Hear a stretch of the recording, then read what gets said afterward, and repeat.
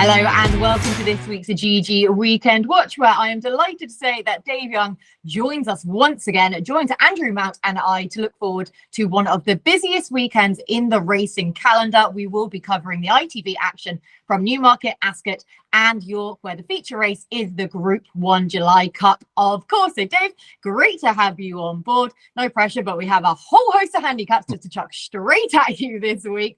But we will kickstart with the action because we have a heck of a lot to be covering. And we will start with Ascot's first race. This is a heritage handicap for 3-year-olds and over 5 furlongs at 145. So Dave, 15 to the field. It feels only polite to let you have the first stab at this one. Thank you very much for that. Yeah, like loads of really decent action to get stuck into. And as you say, big field handicap is one of 3 heritage handicaps we've got to go through. So thank you. However, of the 3 heritage handicaps, this is one that I've got a pretty strong fancy in. So you were definitely right to kick off with me. So I like to delve into these types of races, especially the big field ones, to see if I can get some insight from history, right? So I'll go for like recency bias. Last 10 years, I can't really see a bias in the draw. I can't really see a bias in the age. Weight doesn't seem to make a difference either. So that didn't really whittle things down. But prominence in the betting does seem to have a key stake in it. And I know that could be obvious in every single race, but I think that in the last 10 run-ins, all winners were 14 to 1 or shorter. 6 of those were single finger priced winners, and 4 of those were favourites if we include the co-favourite Royal Burke in 2016. So I'm looking towards the head of the market. As I look towards the head of the market, I found a horse that I love, Equilateral. And Equilateral, I'm going to show you there's some substance I can give you behind his form as well as something that may be a little bit more novelty. But I was looking at the jockey book and a Richard Kingscote, and I thought, I don't think I've seen him ride this horse before. And funnily enough, it is the first time he's riding him. But then I looked back to see when Equilateral last won a race, which was back in Maidan 2021. But it was when Frankie Dettori first took a ride as well. Adrian Azzini won the next time out, but that was his second ride on him. So I started to look at it thinking, this horse obviously isn't that difficult to ride. Lots of different people ride him. But was there any significance in his wins, depending on how many times the jockey had ridden him? So his 7 wins, right? First time out he ever raced, Drown won on him. Then first time under PJ McDonald, he won. First time under Ryan Moore. Second time under Ryan Moore, but he's the GOAT, so he can get the first time factor twice. First time under James Doyle. First time under Dettori, as I touched on. And then it was second time under Azzini, but again, another great jockey. So I think that's a really positive indication for Equilateral. But also, he actually does have something to his form, right? So his last 3 King's Stands run, I know we're going back a while, but he was second to Batash. Last twice, he's been 5th of 16 and 17, even though he's not that far off the win of those runs. If you go back to his Maidan runs earlier this season, you'll see there was a different jockey every single time. So I think that backs up the theory. Frankie jumped on board at Haydock at the start of this season, decided he wanted to take the ride again second time out. So he obviously must have thought the horse was in good form. He did get beaten, but I think that does confirm the horse comes here in good form. He beat King's Lynn in the 2022 King's Stand State. That was off a level weight, and I think King's Lynn was a better horse back then. So Equilateral, for me, should be favourite in here. I think he's around about an 8 to 1 poke at the time of recording. He's going to get smashed. I think he's going to go off favourite. So Equilateral's a pretty strong fancy for me in the first. Oh, punchy start, Dave. This is exactly why we wanted you here, is just to come forward with all of those jockey stats that you've just listed off. Thank you for that. I can give you 11 to 1, I can see actually about Equilateral as well. So I see your 8, so I raise you an 11. But like you say, be no surprise to anyone if he is backed closer to the off. Andrew, match that. Yeah, I'm off. I'll get my coat. I can't match that. Yeah, been outstatted. Cracking case there. I mean, with the draw, I mean, certainly, I think on the balance of it, I'd rather been drawn high towards the stand side rail. You know, when there was the 2018 running on good to firm ground when it was all far side and very low numbers, but even when significantly won from stall 8, he did come across to the near side. Now, the key to racing on Saturday, particularly at Ascot and Newmarket, is the very strong forecast headwind at both venues, gusting up to 40 miles an hour potentially. Newmarket will be into their faces. Ascot, it might be half across, but it's still going to make life difficult, I think, for front runners, even though this in this 5 furlong handicap in recent years. Certainly, we've seen winners from the front. Now, I'm just going to go for a hold up horse drawn high, and that is one of the outsiders of the field.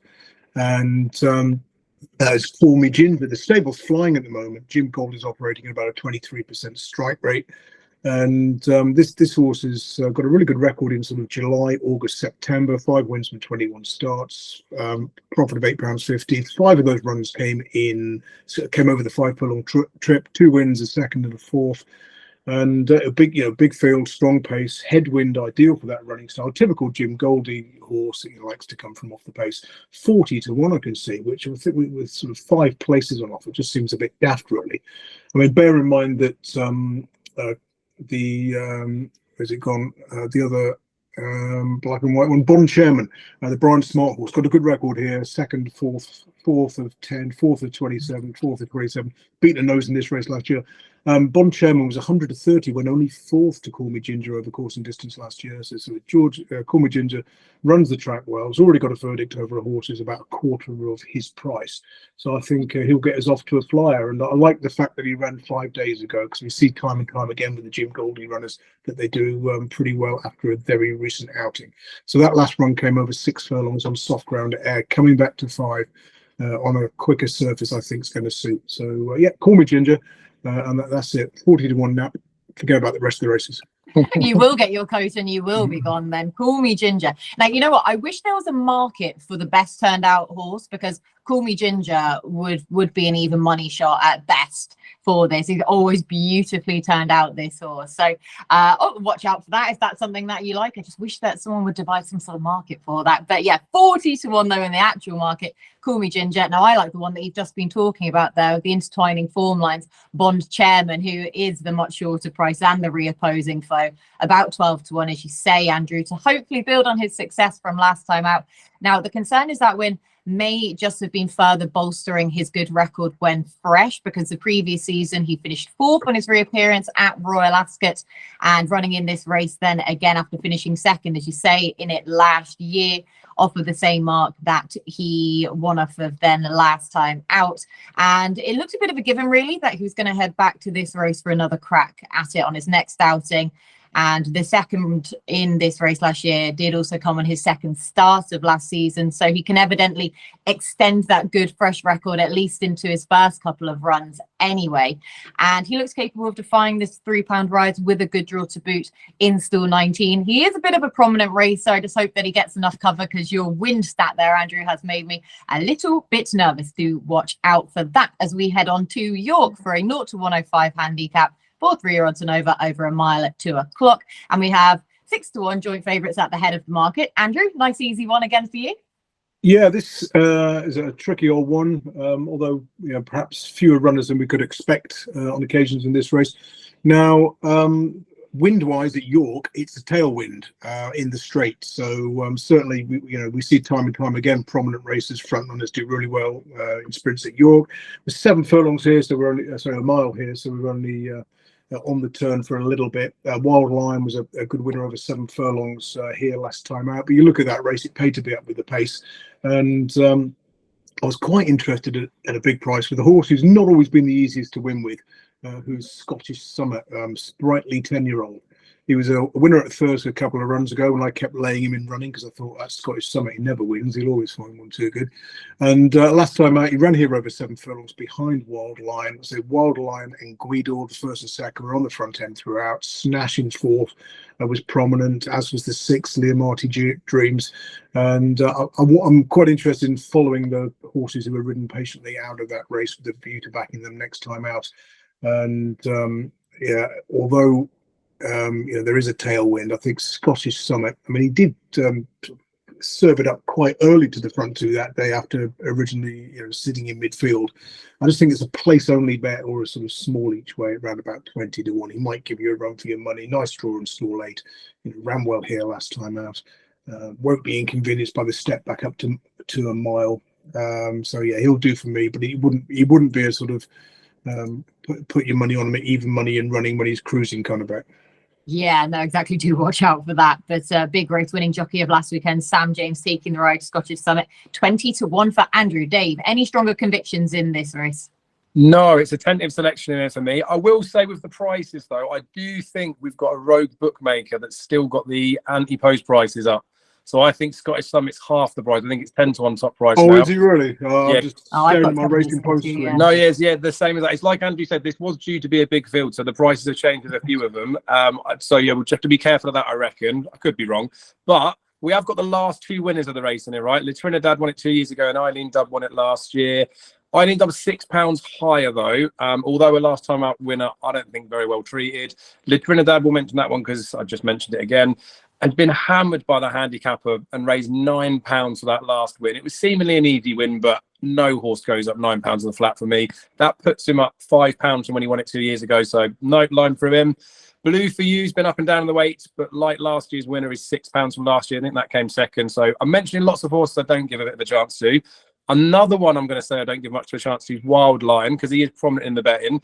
He sported first-time cheap pieces last time out, and I think he looks like a bit of a rogue, and I'm being polite there. He might have a lot more ability than his current mark, especially now he stepped back up to a mile. The claimer takes off £5, which is sometimes useful, sometimes not, but he operates only at a 10% strike rate. But he's one of those, if you look at the Racing Post stats, to a pound level stake, you'd be 20 quid up if you just backed his rides blind. So not necessarily a negative. What's the story makes his stable debut? This is a big step up in class, but he's been running well off a similar mark in a couple of Class 4 handicaps this season. So he's a bigger price than I expected him to be, considering it's a smaller field. But all that said, the very tentative selection is going to be on Aramaic. He was gelded in 2021 and then not seen for over 600 days before his 3 runs this season. And he posted RPRs of 95, 96, 98. So they were progressive, and he's got an official rating of 91. He is a course winner, albeit back in September 2021. And that was over 1 mile, 2.5 furlongs. He's bred to want in excess of a mile, but I don't think he's been seeing out his races properly. They reached for the tongue tie last time, which is a typical thing I see yards do. But if they don't think a horse has seen out the trip, just blame the wind. They have kept that tongue tie on, but they have dropped him back in trip. So it may just be that if that is the key to what this horse needs, those RPRs, his official racing, and I think the ability this horse has got, I reckon he could be a good bit better than these. So Aramaic is about a 6 or 7-1 poke. I think he'll bolt up, but tentatively. Okay, but tentatively bolting up. That's an oxymoron if ever I've heard one, but we know exactly where you're coming from, like Aramaic, and good coverage then of the rest of that field. Now, up next, we have Group 2 action in the form of the Summer Mile. 4-4-year odds and over a mile at 220. 9 runners here. Master of the Seas is back in action. He is the 7-2 favourite. So, Dave, who are you siding with here? So, when I did the last show, I wasn't forced to give a nap because I really wanted to, but Aldaary was my nap. And then all I heard ever since recording it, because obviously do record it a couple of days out, was William Haggis saying that he won't run unless it rains. It didn't rain, but he ran. And I thought Jim Crowley gave him a very, very tentative ride there. He did finish 4th. He wasn't that far beaten, but it looked like, although he's a horse that has run well from a break previously, that he probably did need that run. Like, that was a significant race last time. It was over 400 days, I think. So there is forecast rain for Ascot. How much we're actually going to get, how much it will make a difference to the ground, who knows. But I would imagine that William Haggis will do the same, say that he wants rain, but will run him regardless. I think he's got to be better than that last effort. I think he will step forward for that last run. And like I said, I fancied him last time as a nap. I'm happy to put a line through that run and say that, you know, he was tentatively ridden, conditions weren't necessarily perfect, and probably this was a stepping stone for hopefully progressing into more races as the year goes on. So I quite like him. 9 of the last 8 have been favourites in this race. The only exception was last year's winner in Chindit. So Master of the Seas is installed at favourite, but I just don't believe he's a 115 rated horse. So he's got to give £3 penalty because he had that Group 2 winner in Maidan. I want to take him on regardless. So Aldaary is going to be the selection, but I do need to give a little mention to Angel Blur, because he's one of very few horses that made it onto my eye catcher list from Ascot. I thought he had a real rough time of it, was lucky to get a little bit of a gap. When he finally did get that gap, it took him a stride or two to get back into pace, but he stayed on. And I think without that interference, he would have gone really, really close that day. He won the time before under Hector Crouch, and I think he looks to be in the form of his life. So where I'm saying Aldaary hopefully will step forward, and possibly Master of the Seas isn't actually as good as we think he is. Angel Blur probably is a fair price as he is, but I'll be sticking with Aldaary. Okay, then sticking with Aldaary, but like I say, Angel Blur, though, was a bit of an eye catcher from Ascot, 7-1 shot currently, but taking on Master of the Seas at the head of the market. Andrew. Yeah, a bit gutted that Chinder isn't running here. 3 from 3 at Ascot below Group 1 level. He's going to stud in India, so perhaps they're not going to run him again before he takes up that role. He was 7-2, I think, at anti-post for this. Now, Master of the Seas, I was a bit concerned that he's only ever won at Newmarket in Meydan. I'm assuming in Meydan these stables are pretty close to the racecourse. I just wonder if perhaps he's a bad traveller and doesn't like getting in the horse box for any distance, and that could just be me reading too much into it. But he did finish well held in his only previous run at Ascot, albeit behind an on-song Baid. Now Aldaary, like young Dave, is the one I was interested in, and you can draw a line through that July course run. It's the July course. It's a weird old track at the best of times nowadays, and it's a front runner's benefit. It won't be probably on Friday and Saturday if you look at the forecast headwind, but this season, my God, if you're not on the front end, you haven't got a prayer. I think it was something like 3 winners from 88 runners have won from off the pace so far this season prior to Thursday's racing. So you look at that, audience made all on the far side, the Jumbie, the runner-up, raced far side, Pogo prominent towards the near side. I mean, they raced about 3 groups. There was only about 6 runners. And after a slow start, that was it, game over. So I'm not sure the ground so much as the track and the tactics were to blame that day. And hopefully there should be a decent enough pace on here. You've got New Kingdom who can go from the front, Classic Causeway, Dashing Roger, one of the outsiders. Jimi Hendrix, he's the world's most annoying horse. I napped him for the Royal Handicap last year. He was given a shocking ride. He was given a prominent ride in a race where you've got to be held up. What happens this year? I backed the stablemate, and he beats that one, and without a penny in my hard-earned on him. Now, Jimi Hendrix does tend to pull hard, particularly in small fields. So I just wonder, how he's going to cope with this. Angel Blue, I thought needed softer going, ideally. So yeah, Aldaary I think you draw a line through the last run, returning to Ascot. Strong pace, track that favours his patient style. He's going to take all the beating here. Should be favourite. Oh, okay, that should be favourite. This is the bullishness we like. I've been a bit too afraid to ask you if you backed Jimi Hendrix last time out. I was just too scared to actually ask it. There's my answer anyway. Not on that occasion. Going with the stablemate. Oh, he's a menace, isn't he? Right, though, we are back to York next for the listed City Wall Stakes for 3 odds and over 5 furlongs at 235. And it's Hat-Trick Seeking Regional who heads the way at 7-2. So, Andrew, who wins this one? Whoever's in front after 50 yards with that 40-mile-an-hour tailwind up their backside. Now, looking at the running styles, it doesn't really help because a lot of those at the front end of the betting are likely to be on the front end tactically as well. You've got Regional on a hat-trick, was prominent when winning at Haydock last time, sort of took it up 2 out, made virtually all when winning here at York the time before that. So I always thought Regional was best in small fields. It surprised me a bit when winning that 13-runner contest here, although he didn't get sort of hassed on the front end, and he was sort of well away from the other runners. So I think he's going to run his usual solid race. Silky Wilkie, we've seen him go from the front like when he destroyed that field of handicappers at Musselburgh. And Queen Me was one I put up at Royal Ascot. She ran an absolute blinder dropping in trip for the Commonwealth Cup. I think she was 50s into 28s, say, after running in the 1,000 guineas, when she clearly didn't stay.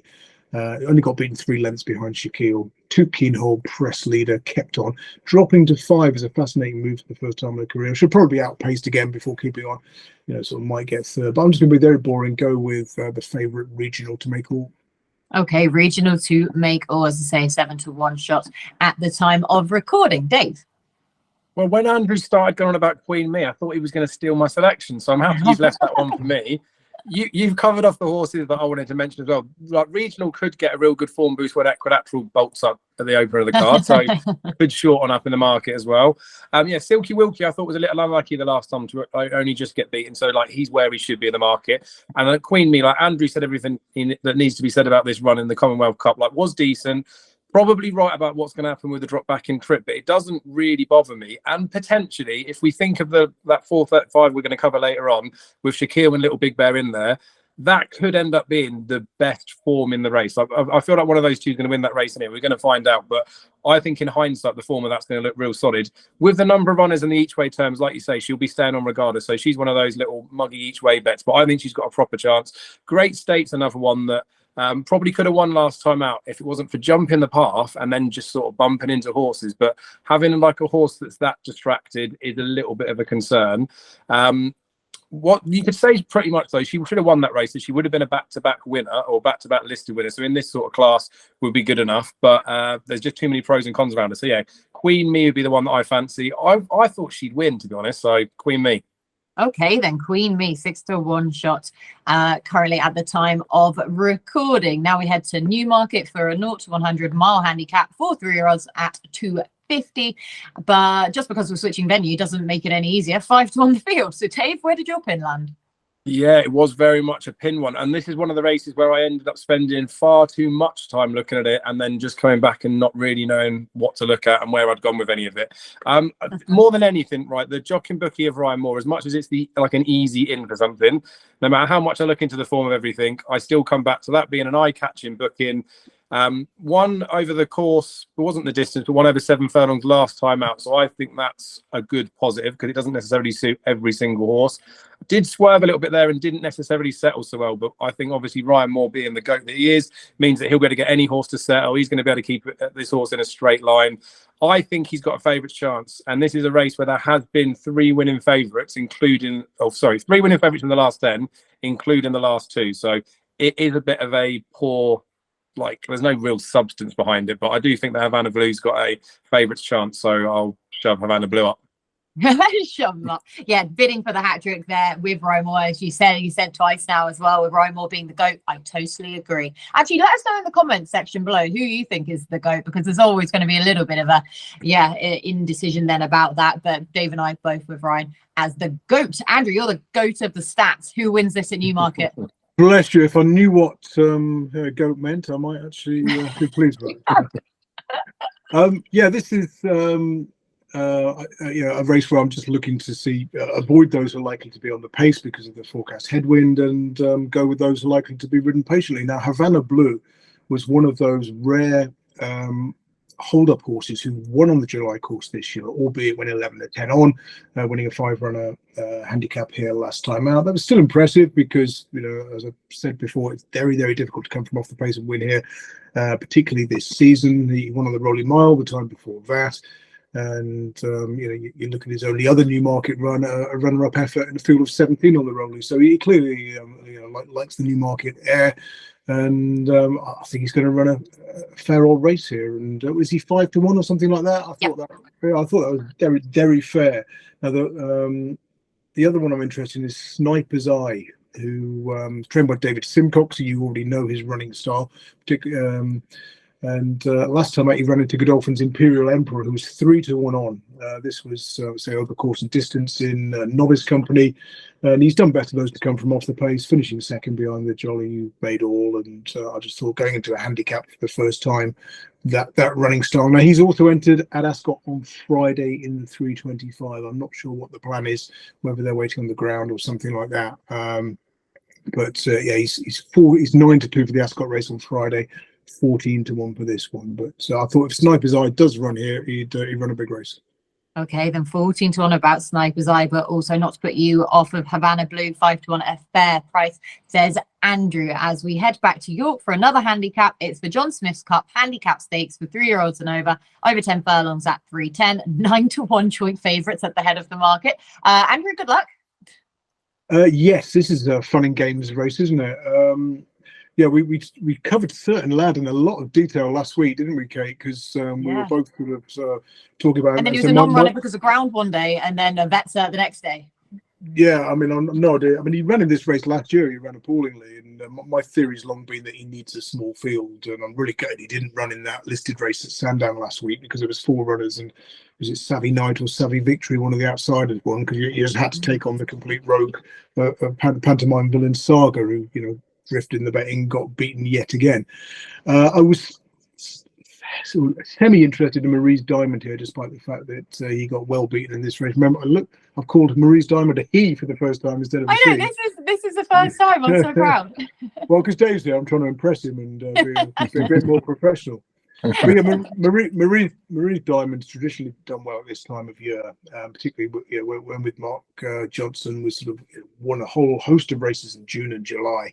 Most of them in small fields, admittedly from the front. But if there is a sort of tailwind behind them with Jason Hart on board, who knows? He might run some sort of race here. He ran at Epsom last time out where he had to come from off the pace on Derby Day, and you can put a line through that. So he might run all right. But of greater interest at slightly shorter prices, Haunted Dream, probably the main play here. Of the Dunlop Yard. Now, one at Chelmsford 3 runs back. Next time he's gone to Royal Ascot, he's raced on the inside of the track where you don't want to be in those big field handicaps on the round course.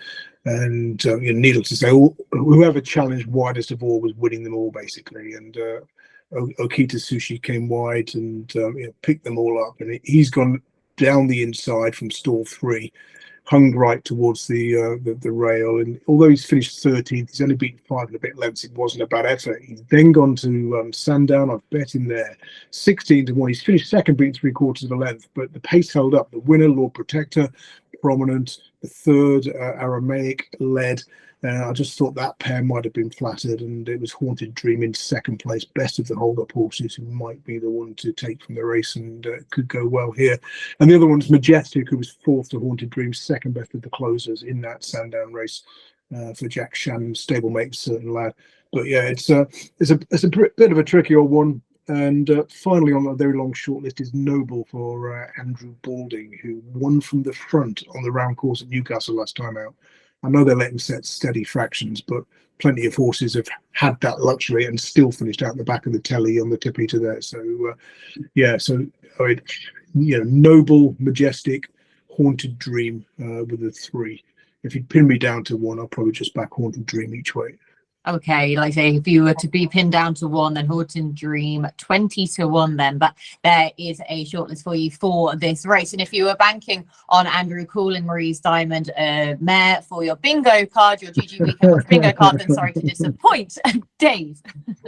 Yeah, so the second of the Heritage Handicaps, this one is definitely a bit tricky to solve, I think. And another one that I spent quite a lot of time on, kept coming around to the same horse, which was always White Wolf for Paul Hannigan and Saeed bin Saror. So the cheap pieces were applied for 2 of his starts, but they were discarded last time out and they remain off here. I think he's a horse that handles any ground. And while course form is something that I look for, especially someone like York, it's not always the winning form that lures me in. Like, I like to see reasons why something may not have run as well as it might have done. So he's been keen twice here. The first time he was gelded straight after, so that wasn't really fair, was it? And then last time within those first time cheap pieces. So there is a chance that as much as they put them on to make a horse better, it can actually make horses worse. So I'd forgive him those couple of runs like they were here. I think there is a chance here now, back under 1.5 miles, so 1 mile 2.5 this race is, they can make more use of him because he's been held up in his races and that's not really suited. So on his penultimate start, he was only beaten a short head at Chelmsford. They were prominent with him. And while this is a much different task to Chelmsford on a cold, wet Thursday night, he did back up that run for me at Ascot. Again, the tactics were him to be weighted at the back, but I think he performed in a similar vein. Like, the Racing Post rating was the same or a little bit higher. So I think he's in reasonable form. Paul Hannigan is going to need to make use of him, I think, here. But I do think they can, and I think he'll go well at a big price. And even if they were to hold him up and he was forced to be a little bit keen, I do think he'll need a little bit of luck in running, but I still think he'll show his running. So there'll be 6 or 7 places up for grabs in this one. At 20-1, White Wolf looks a pretty strong bet. And if they are prominent with him, I genuinely think he could win. Oh, okay then. White Wolf 20-1. We like that being teed up for his chances. Now we have more group action up next in the form of the Group 2 Superlative Stakes for 2-year-olds over 7 furlongs at 325. Plenty of unexposed types as we would expect, Dave. So who do you like the look of? Well, this is the type of race that just reminds me of the good old days working in a betting shop and just seeing little old men come up to the counter and saying, oh, Aidan O'Brien's got a runner in here, so it's going to absolutely bolt up. And obviously there's not a great amount of form to go by. There's a few horses that have only had the one start. So I did sort of get lured into it. I was like, well, Aidan O'Brien, we know he's the best. Let's just have a little bit of a deeper dive into what it really means. So I won't bore you for the whole long list of all the names, but he's had 14 runners since his first runner in 1999. He was a winning one in Thady Hill. All of those runners have been lone runners, and they've all been in these sort of ownership type like Silk. I know the majority of his runners are, but it's a race that he and the connections like to target, but not always with a winning horse. So he last won the race in 2017 with Gustav Clint. He was 5 to 6 favourite. Actually overcame some trouble in running, so he was actually quite a good winner in there. But he's had only 3 winners of those 14 runners that have run since 1999. And if you were to bet him level stake, or if I tell you the return on investment, you'd be minus 50% of your stakes. So those little old boys in the betting shop would have been doing their money. And if we add this one to those figures, right, this is a 6 to 4 poke, that would still bring it back to minus 36% return on investment. So basically, you're not getting your money back on him. So as much as he was, I don't want to say like eye-catching, I just thought he looked like a typical Aidan O'Brien horse that's bound to come on from the run, did more than enough on that debut to warrant favouritism in here. But I just don't think Aidan O'Brien's necessarily sending the best of the best in this. So he is the prize that he is, but I'm going to try and take him on. The other ones that are entitled to improve for that single run is Great Truth and Iberian. They posted racing post ratings of 93 and 85 respectively, but I think the former ran against a load of rubbish, so I don't rate that, and I don't think his 93 mark is the right one. Hatem achieved a racing post rating of 100, so beyond anything else, but that was at Ascot last time out. He wasn't ridden to win that day, so I'm dubious about that figure, and it was his 4th start. So we'll be having his 5th start here. Other horses, I think, can progress beyond him. One I do like at a price here is Odyssey. He was a monster price at Ascot, and I think he's got a proper chance in here. So he was well beaten on debut at Yarmouth behind Lightning Leo. They appeared to go pretty quickly. He couldn't sort of handle it. But then when they reopposed at Ascot next time out, he beat the same horse 6 lengths. So it was quite a significant swing from progressive from the first run to the second run. But he was ridden with a bit more patience, and I would say like probably some more confidence in it. If you're going to sit patiently on a horse in a big race at Ascot, you've got to be brave that your horse is capable of doing it. He was only beaten 3/4 of a length that day. So that was a big step forward.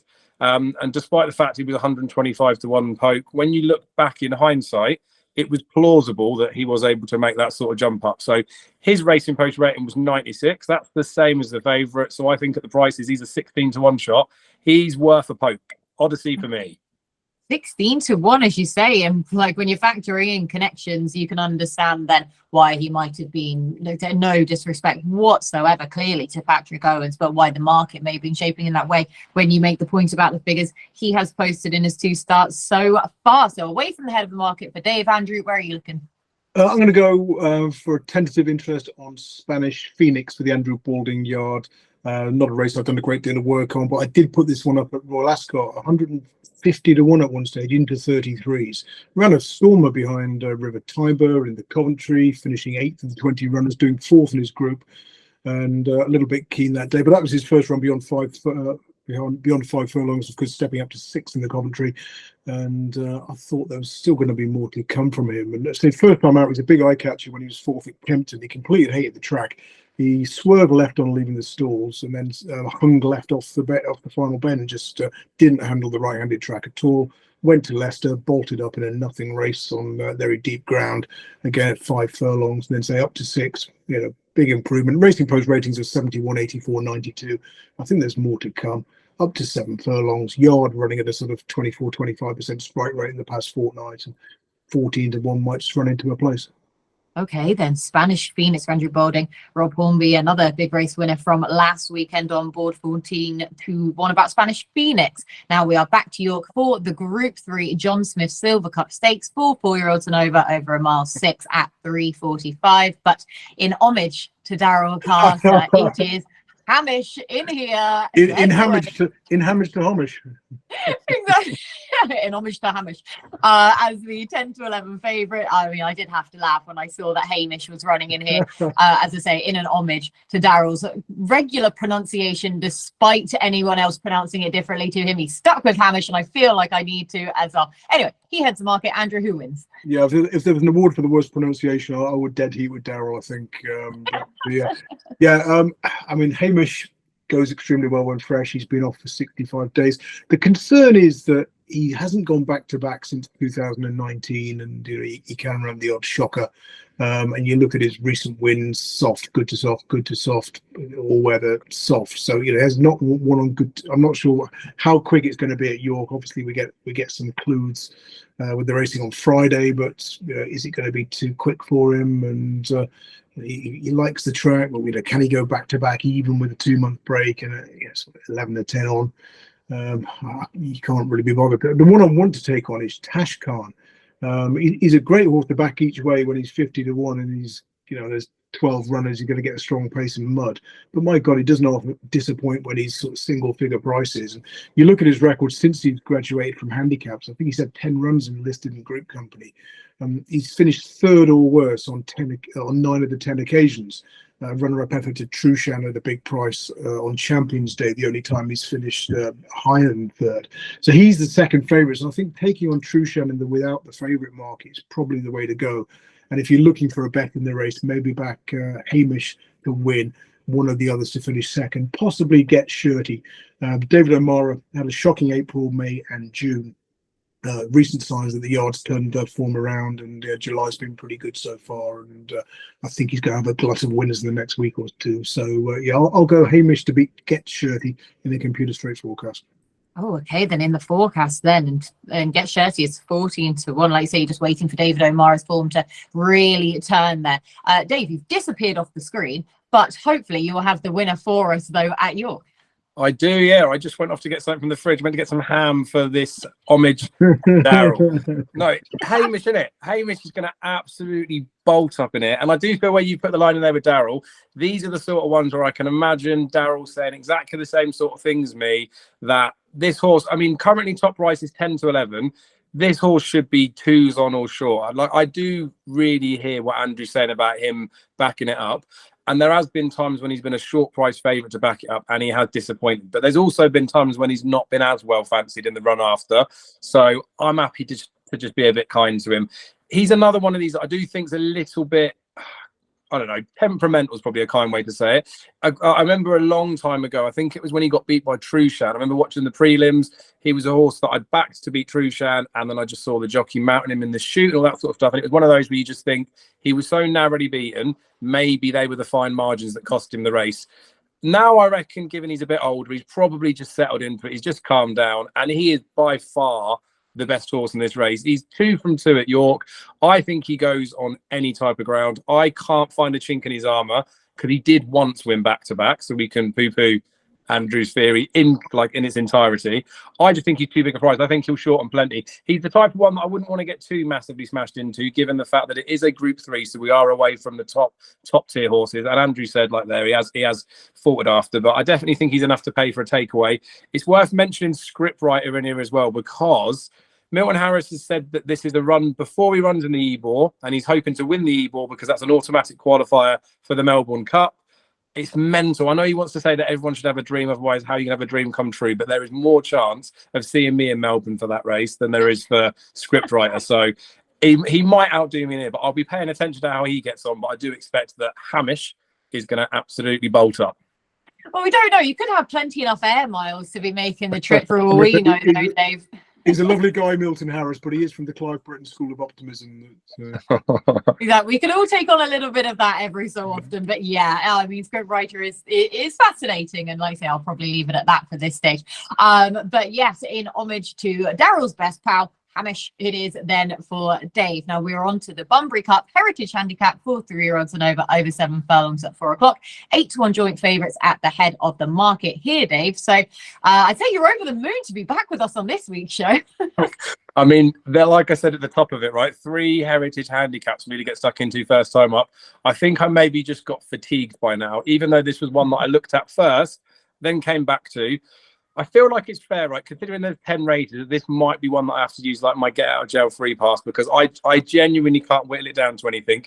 I was looking at, again, recent stats to see if it would help me a little bit. Richard Hannon Jr. has won it twice in recent years. Richard Farr, he's won it twice in recent years. They both had runners in here, but neither trainer declared a runner.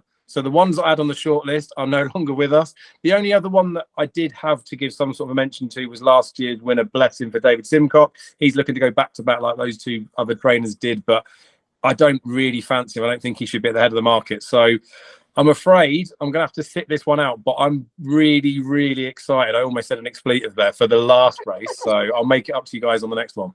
Yeah, you can get away with expletives on here, as Andrew will certainly tell you. But yeah, we're allowing you a get out of jail free card. We've done about 17,000 races already, so that is completely fair. Andrew. Yeah, on Monday when I was writing my column for Racing and Football Outlook, I did tip up Ropey Guess because my goodness, he's been so unlucky in this race in the last couple of years. And he was second to Bless Him last year when you wanted to be drawn low. The winner drawn 3, the third and fourth drawn 5 and 6, and he was drawn 17. Did the best of those to race down the centre. And if you go back to the 2021 renewal, he's done a similar thing. He's finished 8th of 18 behind Mata Kayal, but you know, again, he's drawn on the wrong part of the track, and he raced far side, and you know, he's done best of the few who race that side. So trouble is, he does tend to race prominently, and if the headwind is as strong as forecast, that could scupper him. Drawn in stall 3. From what we've seen in the first couple of races in Newmarket today, that won't be too bad, but that can obviously switch. And if you look at the draw, over the last 10 years, we've had a couple of times when basically the 2 highest drawn runners have finished first and second. In 2013, stall 20 beat stall 19 with stall 17 third. In 2017, stall 19 beat stall 20, stall 15 was third. So particularly if Friday's racing suggests that you want to be near side, centre, drawn low to middle, with that ground opened up, then perhaps watered, it might be a little bit slower and it could flip to the far side come Saturday. So, you know, I might just be messing around with combination tote, you know, trifectas and exactas on the high drawn runners. But Bless Him, a hold up horse in a headwind, what could be a headwind affected race. Last year's winner, we've seen dual winners of this race before. The aforementioned Motakao, and you know, from stall 17, it could be absolutely perfect for him. So he's going to run a race. A while as one who's been in my tracker for a while, but he tends to race prominently, and that would put me off him.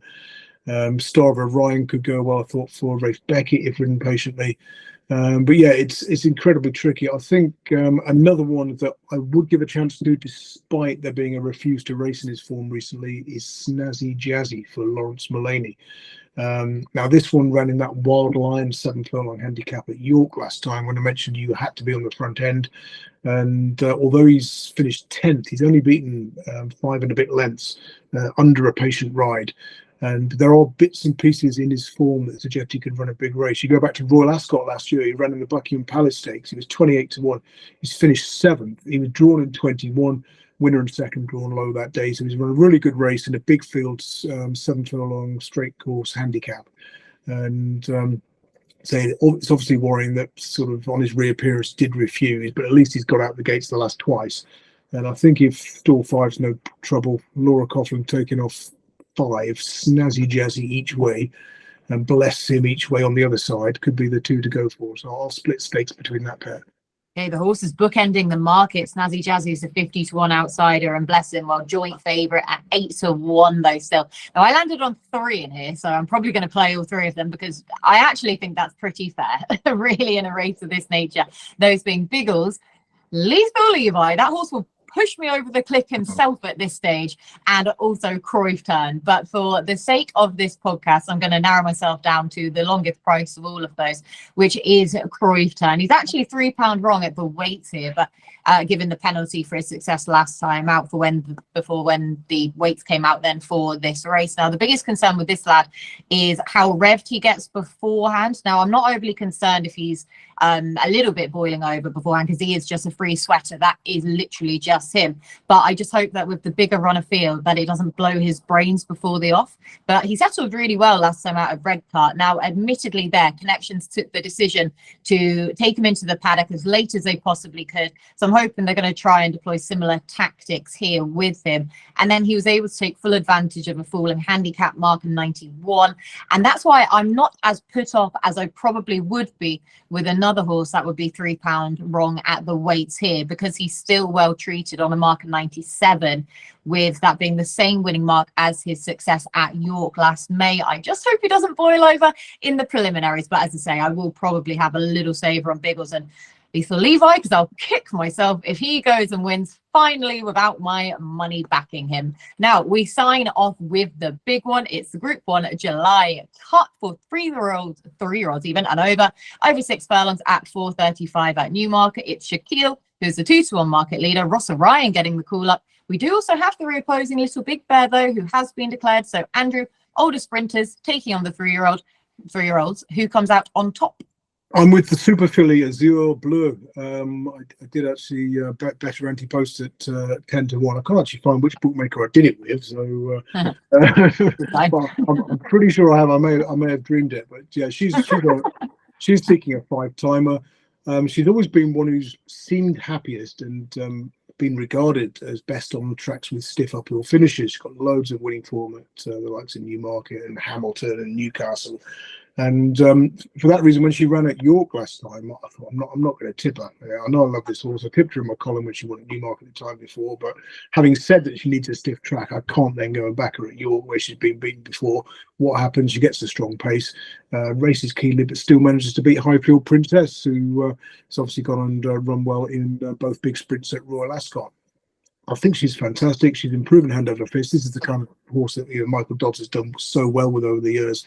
And although she's conceding weight to the 3-year-old Shaquille, I would make Azure Bleu favourite because there's always the chance that Shaquille's going to sort of below the star by even further or even refuse to race one day. Now both are going to enjoy the fact that there's a forecast headwind because they like to come from off the pace, and they're drawn on opposite sides of the track, interestingly, as well as Azure Bleu in 1, Shaquille in 9. So I mean, we have seen split fields in smaller fields than this at Newmarket, so it'll be fascinating to see tactically where they end up racing.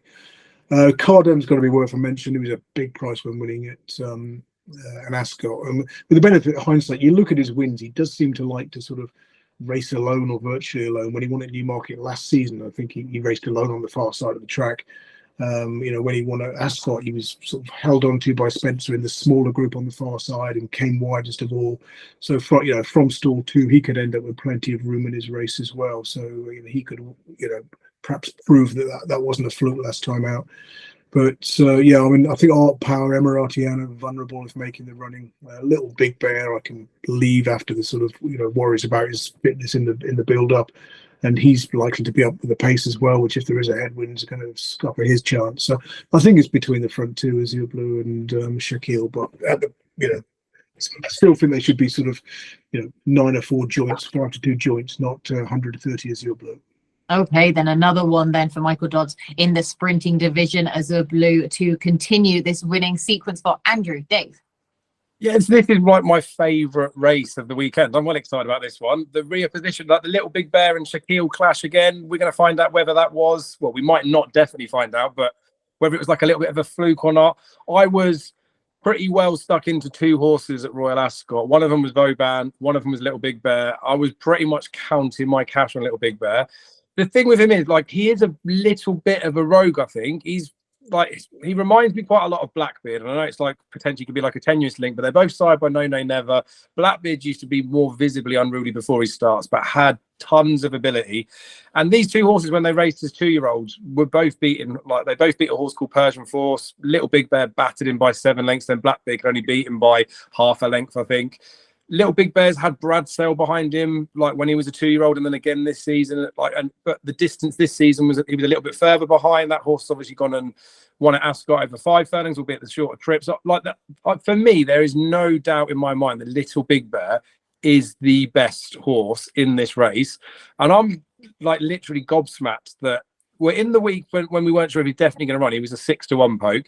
There's still 4-1 or 9-2 about him. It is a fifth of the odds for the first 3, but for me, he is definitely in the first 3.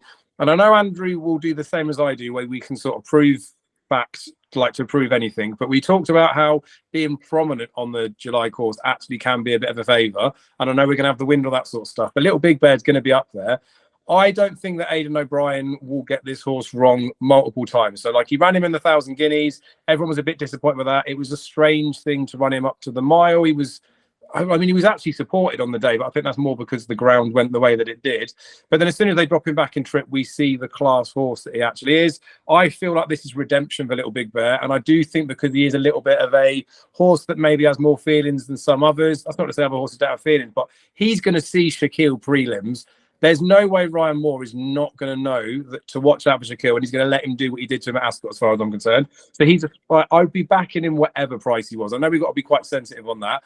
But if they add them 2-1 co-favourites of 3, Shaquille, Azure Blue, and Little Big Bear, because they're the only 3 that I really give a chance in this, I'd still be smashing into Little Big Bear. So the fact that he's the muggy each way price, I think Little Big Bear is the one to be with. I do think Azure Blue, like Andrew said, should be shorter than she is in the market. She deserves to be right up there at the top of the market. She is a course and distance winner, which is massive on this Newmarket, especially the July course. Shaquille, as much as he was really good at Ascot, right, he could be an absolute monster, but he's only been sent off favourite once in his 7 starts. So I know he's a winning machine, but this isn't necessarily coming from the horse that's really expected to do it. And I know you could say it's because of the yard compared to an Aidan O'Brien stuff, but I'm confident the Little Big Bear is the best horse in the race. So how am I not going to back him at 4-1? I'm pretty sure you'll be clearing him 2K, right? He's a beast.